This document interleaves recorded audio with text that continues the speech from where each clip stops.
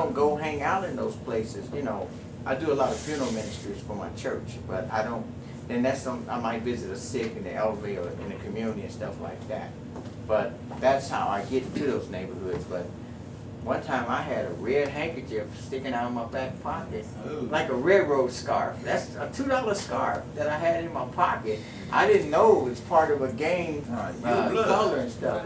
Well, I didn't even know that. But that's why I like to listen to young people so I can gain knowledge from them. So I can tell them about my time and my era, but I don't know about their era and their time. You see, I used to be a gang member. I used to be one of the worst ones in these streets. Only I didn't go around killing people and selling drugs and all that. But one day I woke up facing 45 years in jail for something I didn't do. Somebody else shot some people and they said I did it. It was my wake-up call. I couldn't be there for my kids. I had to be there. My family came first. When they came visit me when I was in jail, I just would break down and get me out of this, and you'll never have to, you know, that was my last time. Well, that was 16 years ago. I went to jail one more time for Zanesville child support for a day. I couldn't help that one.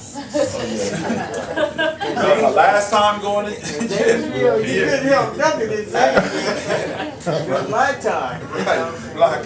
But, and you know, my thing is now, I got to get back, and you know, and I try to get out there and mingle with these kids and these gangs. I explain to them, there's no happy endings with this, you know. No, these kids, a lot of them don't have no value to their life. Before I retired, I used to see it every single day. And actually, if you're on staff, when you go inside those gates, like the inmates are housed in the gates, the employees and staff is housed too. You're doing time right with them. Right. And it's pitiful. I've seen young kids come in and they get 12 years and they say, well, Mr. Link, I ain't get for 12, I'll be 30, I'll still be young. And I just look at them, you know, and I say, man, do you realize that your child is growing up 12 years, or if they're 2 or 3, you don't see nothing like that? And Well, you how bring much them the here? world changed? Why Yeah. It's a young boy. His son is 19. He got 18 years. He got a 4-month baby. And when that baby be grown. So he's looking at part of his life is gone. Right. But what about the stigma that comes with that? Because most men, when they get out of prison, they can't find a job. What it is And nobody find a job But at what I'm saying 9.8. is- Now some men can get out here and do. It was a guy got out and he started cleaning the car. The guy to clean the cars. He got out the penitentiary and he said, if you don't find a job, you just wash cars for $3 or $4. Now he kept on hustling. He got a little ride, he got a little van, and he go around clean cars. He charge $5. He'll break it down as long as he get that money. And what it is that we got to realize that we can do a lot of things, but if we can get some help from everybody. Right. See what it is when you get out, your chances is going back quicker than staying out here. And most guys try to go out and they can't do it. If they don't have the education, they just lost. Well, see, answering your question, they can get a job. There's a lot of companies are being subsidized for hiring felons. So they can get a job, they just don't want a job. That particular And job. I tell people like, they That say I can't it don't flip make enough for what hamburgers. they Well, see, some people, think that they are worth. some at the people, time. some people don't know the places to go get. Cause Right. see, in my case, when after they bombed the World Trade Center, you know, I was driving ambulance. They took my job, and I couldn't do that kind of work no more. Well, okay, they not gonna get me down. I just learned a whole new thing. I just started playing with computers and learned how to fix computers. Oh yeah. I do my own thing. I don't answer nobody. I empowered myself. Luckily, I had the ability to do that. But I can't knock everybody because some people just don't have that ability. But that's why I always try to give back. I think everybody can learn something from everybody. And that's like, say if you're a single mom and you out here struggling, you need to get with somebody else that help. Everybody have a little system like they said, like they used to have. I want to try to start something like this now because time's about to start getting hard. Yeah. You know, where you have one person in the neighborhood take everybody to work or something, you know. Yeah. One person watch everybody's kids and They get money. and guess what? Leave the money in that hood. Stop going to way out there and spending that with the rich people who making the laws to make it hard for you to live. Just get us a place, you know.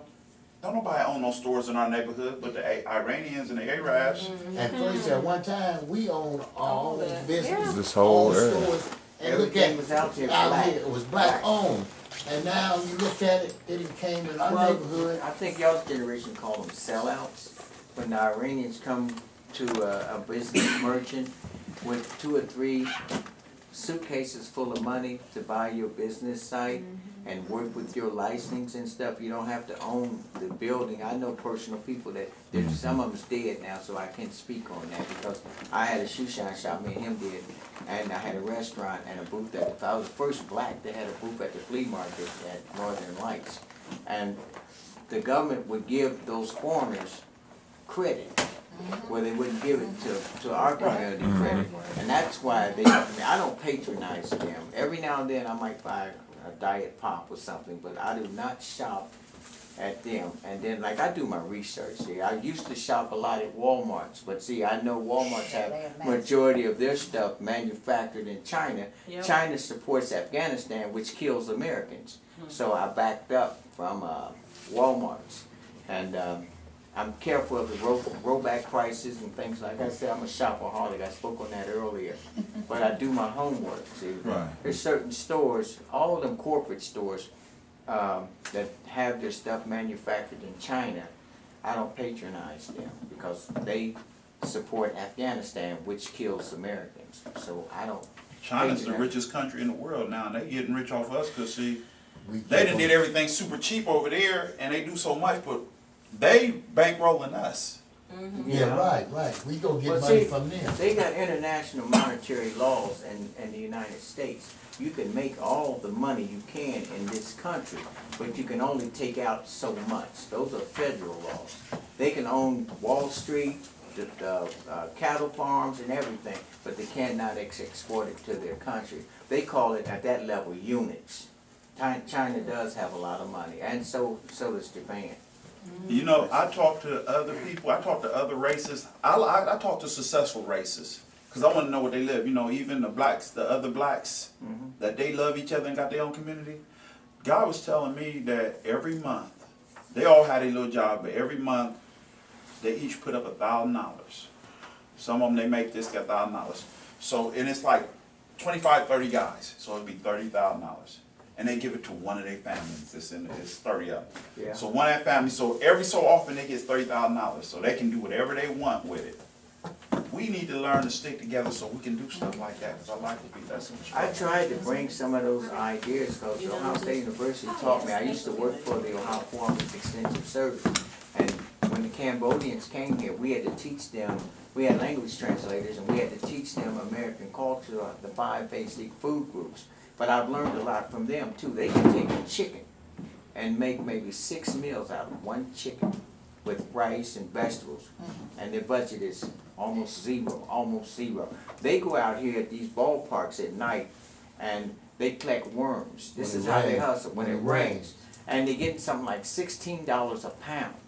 And this lady named Sai Khan, she keeps a register of her book and she shared that information with me. And it's tax-free money. You'd be surprised how much money you can gather just by collecting worms. And as far as food budgeting and stuff, they taught me how to make egg rolls, they taught me all that stuff, how they save money.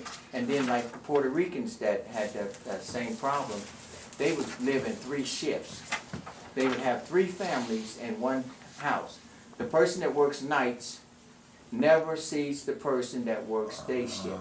And then the person that, I'm second shift, and the person that sees second shift never sees the person. 3 families, and they save their money for a year, and then they open up a business. But we cannot get our people to do Yeah, that thing. that's true, that's the truth. And those are just Okay. ways that people make money. And Yeah. 6 months' time, you got enough money to open up an empire. Right.